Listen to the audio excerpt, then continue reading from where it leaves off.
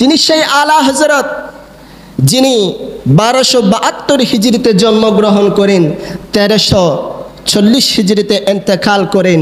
তিনি বয়স পেয়েছেন মাত্র 68 বছর। কত বছর? এই অল্প সময়ের মধ্যে তিনি কিতাব লিখেছেন 1500। সুবহানাল্লাহ। এই 68 বছর বয়স পেয়ে তিনি কিতাব লিখেছেন 1500। তখন গবেষকরা ওনাকে নিয়ে, ওনার জীবনী নিয়ে বসেছেন, কিরে এই মানুষটি হায়াত পেয়েছে কম, এই 68 বছরের মধ্যে 1500 কিতাব কেমনে লিখে? তো তারা অ্যানালাইসিস করে, গবেষণা করে, হিসাব করে দেখতেছে এই অল্প সময়ের মধ্যে 68 বছর বয়সের মধ্যে তিনি প্রতি 4 ঘন্টায় এক একটা কিতাব লিখেছেন। সুবহানাল্লাহ। প্রতি 4 ঘন্টায় এক একটা কিতাব লিখেছেন তিনি। আমরা তো লিখি ডান হাতে, কিন্তু আলা হযরত ডান হাতেও লিখতেন, বাম হাতেও লিখতেন। তখন ওনাকে জিজ্ঞেস করা হলো, হুজুর আপনি বাম হাতে লিখেন কেন? তখন আলা হযরত জবাব দেয়, আরে আমার এই ডান হাত তো আল্লাহর জন্য, আমার এই ডান হাত তো আমার পেয়ারা রাসূলের জন্য, আমার এই ডান হাত তো হুজুর গৌসে পাকের জন্য। আমি আমার এই ডান হাত দিয়ে কুরআন শরীফ তাফসীর লিখব, হাদিস শরীফ লিখব। আমি এই ডান হাত দিয়ে তরিকতের কথা লিখব, শানে রিসালাত লিখব। আমার এই ডান হাত দিয়ে আহলে সুন্নাত ওয়াল জামাতের কথা লিখব।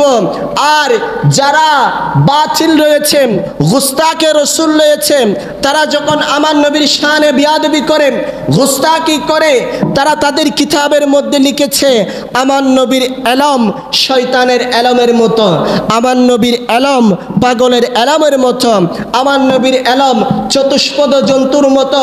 এভাবে যখন গুস্তাকে রাসূলুল্লাহ আমার নবীর শানে বিয়াদবি করবে, আমার আল্লাহর শানে বিয়াদবি করবে, তখন আমি আলা হযরত তো বসে থাকতে পারি না তাদের জবাব দেওয়ার জন্য, তাদের দলিল খণ্ডন করার জন্য। তখন আমি হাতে কলম নিই আর আমি তাদের জবাব দিই, তাদের দলিলের খণ্ডন করি আমার এই বাম হাত দিয়ে। বড় করে বলুন সুবহানাল্লাহ। দেখুন কেমন আলা হযরত, তিনি বলছেন বাতিলদের জবাব দেওয়ার জন্য আমার এই বাম হাতই যথেষ্ট। তিনি ডান হাতে আমার আল্লাহর তাওহীদ সম্পর্কে, শানে রিসালাত সম্পর্কে কিতাব লিখতেন, আর বাম হাতে যারা আমার নবীর দুশ্মন রয়েছে, গুস্তাকে রাসূল রয়েছে, যারা আল্লাহর নবীর শানে বিয়াদবি করে, তাদের জবাব দিতেন। সুবহানাল্লাহ।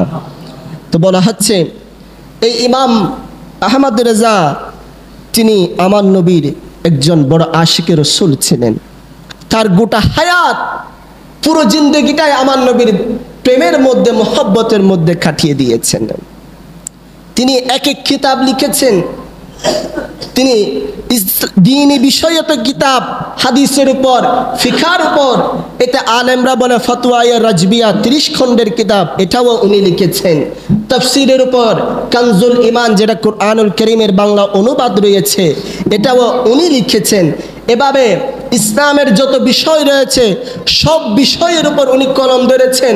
শুধু তাই নয়, উনি জ্যোতির্বিদ্যা, গণিতবিদ্যা, চিকিৎসাবিদ্যা, বিজ্ঞান সহ এভাবে তিনি প্রত্যেকটা টপিকের উপর তিনি কলম ধরেছেন। তৎকালীন সময়ের ভারতের বড় বড় ইউনিভার্সিটির গণিতবিদরা যখন গণিতের মধ্যে আটকে যেতেন, তখন ওনার কাছে চিঠি পাঠাতেন গণিতের সমাধানের জন্য।